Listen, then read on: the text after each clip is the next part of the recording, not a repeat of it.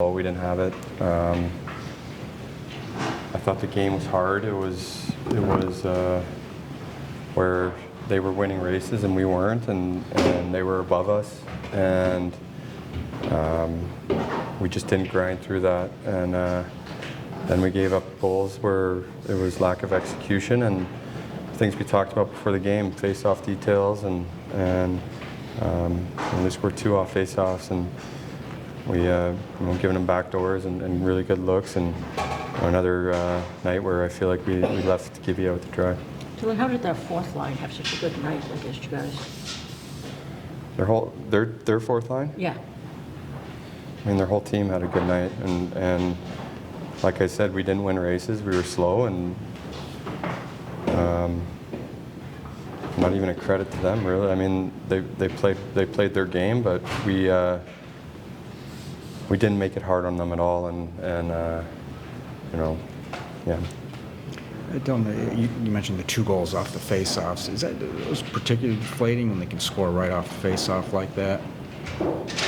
Every goal's deflating. I think when we talk about it before the game and then we go out and we don't execute on it, they're a good face-off team. They have really good centermen where they dig in and they made plays off of it, and it's not plays that we haven't seen. We see those plays every night. It just sums up the whole night. We talk about it before we go out, and it's in the back of our net. You mentioned another night where you guys didn't play well in front of John. What do you think it is? Can you elaborate on what it is that happens there? I cannot. I can't tell you what it is. Just he makes a big save on the kill, and we just allow them to go back and get look after look. And if they get one, okay. I thought we responded after they scored 1, but they can't, score 4, and we're just chasing our tails and being slow and fumbling pucks and whatnot. Dylan, I know if you had all the answers, games like this wouldn't happen, but in what ways can you guys build a more consistent game? By all 4 lines, and we've showed it in pieces, and we showed it when we've played well. We're going to be a team that has to check, and to check you have to have your legs, and with this schedule, it's going to be hard, but our B game and our C game have to be a lot better than that. JT, what did you feel like you guys struggled with most today? Yeah, I mean, a lot probably. Still having nights where we give up the big mistake, make the big mistake, and make it over and over again. And I mean, Gibby still had to come up with some big saves throughout the game to keep it at what it's at. I thought we didn't give ourselves a chance to compete for 2 points tonight. Not even, you can play really good in this league and not win, and we didn't even give ourselves a chance to do that tonight. JT, Dylan said it was another night where you guys didn't play well enough in front of John. What do you see behind that? It's inconsistency right now. We had a few games, the last 2 games where we're playing great 60-minute hockey, and it's really hard to play 60-minute hockey or play well for 60 minutes. I mean, and Todd challenged us to do that after a game like this, and there's just no room to go up and down and back and forth. It's you're gonna have stretches, periods, shifts, 5-minute segments, whatever. But when you do it for long enough, you're not gonna have a chance to win. You had the 2 PKs in the first period, but you weren't able to gain any momentum from that. How much of a factor was that, just early not being able to get anything going offensively? On the power play, you said? No. You killed 2 penalties in the first period, but you Yeah. guys weren't able to gain any momentum from that. I mean, how much of a key was that? Yeah, I don't think we created enough momentum all night. GT, what impresses you about the Islanders? I mean, it's 2 games in a row, 2 games this season now that have kind of gotten you guys, and they're in quite a roll right now. What do they do well? I think they transition a lot better than they have in the past. They have some guys playing really good hockey. That defenseman's come in and stepped in really well, and just throughout their lineup, they check well, and it leads to chances. That's something they've always done, is they check the right way.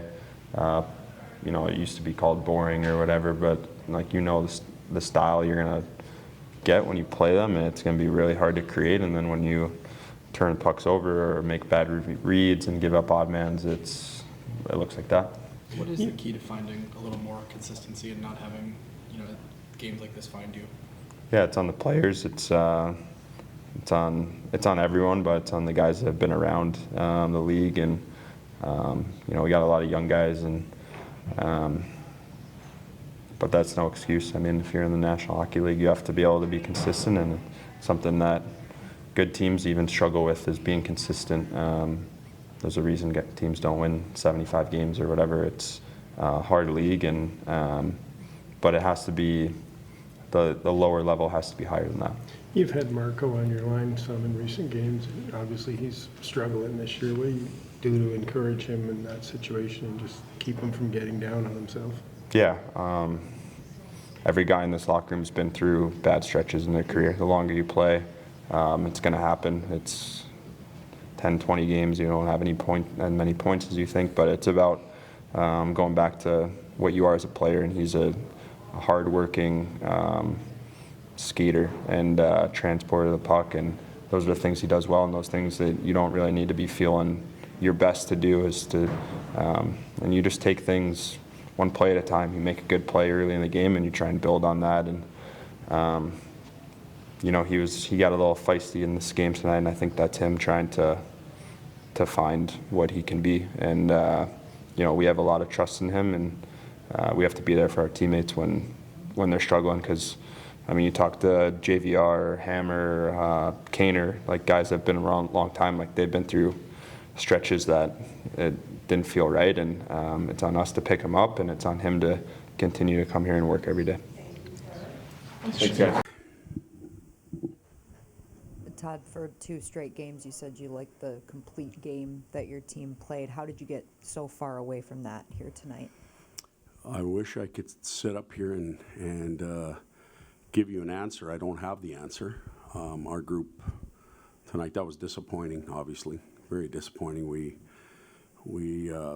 had a lot of momentum coming into the game, and we were out executed. The puck was foreign to us. Anything that we did get away clean, we seemed to bobble it or double clutch it. Scoring opportunities that we did have, we did nothing with, and we give up two goals on face-off coverages. That's epitomizes the night, really. I know there were some deflections, but Dylan also said it was another night where the team didn't play well enough in front of John Gibson. What do you see there? I think he's very accurate. And is this something you've seen, even going back to the Montreal game at the start of the season? It just, from up top, it just looks like the team plays better in front of Talbot than John. You're putting me on the spot. We played 21 games. I can't remember them all instantly, but if that is the case, then shame on us as skaters. We owe them a better game then, if that is the case. JT mentioned that the lower level of your guys' game needs to be higher. What are you seeing there, and what's the key to Can you repeat it, please? Yeah. JT said the lower end of your game needs to be better. Like, what is the key to having more of a B game, I guess, on a night where you're a little flat? B game, I'd like to see the A game. I don't really want to talk about the B game. If it's not going well, you've got to check. And you've got to prevent, because it's, sometimes you're skating mud, sometimes you don't handle the puck well, sometimes you're not seeing things. I get that part. And I think what JT is saying, and I don't want to confuse his comments, but I think he's saying when it feels like that, there's still ways that our group can win games or at least be involved in games. And tonight was evidence of maybe the group feeling or executing like that and not giving themselves a chance. So I think that's what he's telling you. And what I would say is it's then the small details. We have coverages for face-offs that should just be like that, automatic. And when the gun went off for those coverages, we were late and they scored 2 goals. So That team's playing really well. Their goaltender's outstanding. There's 2 goals right there that if you don't have your A game, you're not skating as well, you can prevent them right away just from knowing what you need to do, and when the gun goes off, do it. So I'm not exactly sure about his comment, so don't put the 2 together, but I'm trying to answer your question. Was there an explanation given for the misconduct on Casper On Casper? when he was whistled for the 10-minute misconduct? No, I didn't. No, I don't know. And where do you get the sense that his confidence is right now? I know he had the fight near the end of the game, but was moved down into the lineup. Where is his confidence right now that you see? Well, I think it's obvious. You know, it's not where it needs to be, but it's difficult when when you've entered the league and a lot of good things have happened for you, and then you come back and all that momentum goes away. But confidence isn't something that's in your back pocket and you just lose it at the mall or leave it in your car. Over time it erodes, and you've got to find ways to stop the momentum and get it back. And you know, he's frustrated. He got a fight at the end of the game. Maybe that will trigger it. But I know, he knows, his teammates know he's a better player than what we have right now. So everybody's got to participate in cracking that nut, starting with Marco, and then the coaching staff and his teammates have to help him. But we need the best from him. And right now he doesn't look like the same player. So that's the answer to your question.